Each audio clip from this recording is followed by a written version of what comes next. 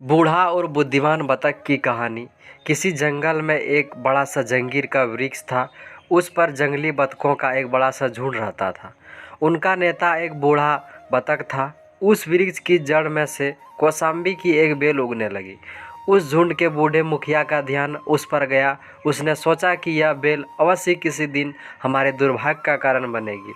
इसीलिए उसने अपनी बतखों से कहा कि उसके छोटेपन में ही वे इस बेल को उखाड़ डाले। लेकिन बतखों ने उनकी सलाह पर ध्यान नहीं दिया। समय के साथ वह बेल बढ़कर उस पेड़ की फुगनी तक जा पहुंची। वह बहुत मोटी और मजबूत भी हो गई थी। एक दिन जब सारी बतख खाने की तलाश में बाहर गई थी, एक शिकारी वहां आया। उस कौशाम्बी की लता के सहारे वह पेड़ पर चढ़ गया और वहां जाल फैला दिया और वापस चले गया। रात को बतखें घर वापस आई। अनजान चिड़िया उस शिकारी के जाल में फंस चुकी थी। यह देखकर बूढ़े बतख को बहुत दुखद हुआ और क्रोध भी आया।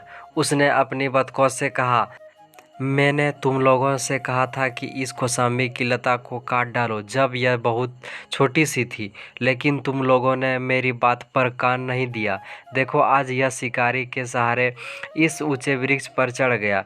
यदि तुम लोगों ने मेरी राय मानी होती तो आज यह सब नहीं हुआ होता।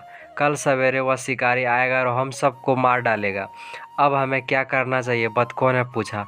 जैसा मैं कहूँ वैसा ही करो, सरदार ने कहा।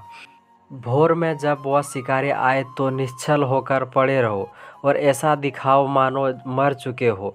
जब मैं इशारा करूं तो एक साथ उड़ जाओ।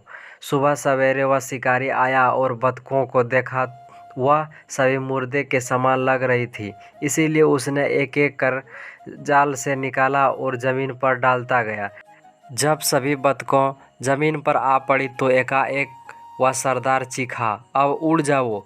उन सभी बतखों ने अपना पंख फैलाए और एक साथ आकाश में उड़ चली। शिकारी आश्चर्य से देखता रह गया, परंतु वह कुछ नहीं कर सकता था। इस वीडियो से आपको क्या सीख मिला है, कमेंट में ज़रूर बताएं। और इसी तरह के नॉलेजेबल वीडियो देखने के लिए हमारे चैनल DKD हिंदी कहानी को सब्सक्राइब ज़रूर करें। धन्यवाद। जय हिंद।